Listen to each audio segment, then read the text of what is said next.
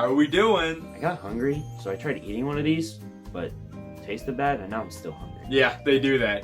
Dick? I just want to see games at this point. Well, good news, we're looking at some today. But, like, I want to see Skylanders. Oh man, do I have good news for you. A console is nothing without games to play on it, so of course when a console launches, you need some games to launch with. And the Nintendo Switch had 13 launch titles, 5 releasing physically and a bunch of eShop games. So let's go over each of these, starting with, what the hell else would I start with? The Legend of Zelda Breath of the Wild. This wasn't the first time a Nintendo console launched with a Zelda game, but this doesn't take away from how special this was. Breath of the Wild will go down as one of the best launch titles.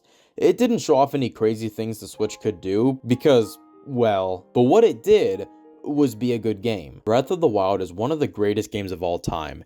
Everyone remembers walking out of the Shrine of Resurrection for the first time, laying your eyes on Hyrule, exploring the Great Plateau, and just seeing how this new style of Zelda worked. The freedom of Breath of the Wild was truly liberating. To be able to do what you want in whatever order you want, being able to completely skip some story parts, it led to such a fun and memorable game.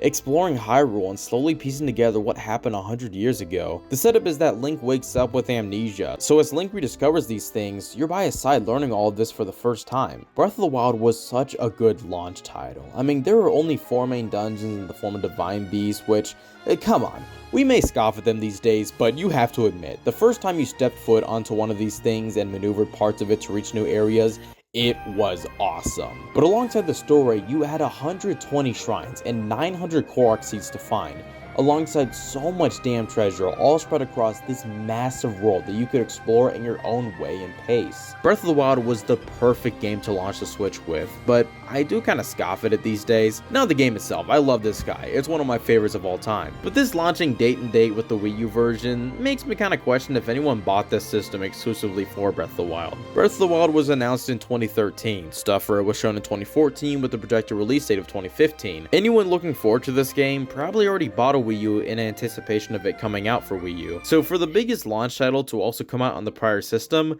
just kinda lame. Not as lame as 1-2 Switch. Speaking of which, 1-2 Switch was the Nintendo's other physical launch title, and people say 1-2 Switch was like the Switch's Wii Sports. no, if it was the Switch's Wii Sports, it would be fun. 1-2 Switch is a mini-game collection that uses the features of the Joy-Cons to its full advantage. It's a solid showcase for what the Joy-Con can do, but ask anyone who's played this game before if they want to replay this game. Wii Sports was great because the sports were all timeless. A game of bowling this week will be as fun as a game of bowling next week. These are games that never get old, and that's where 1-2 Switch flounders. It just doesn't have the replayability.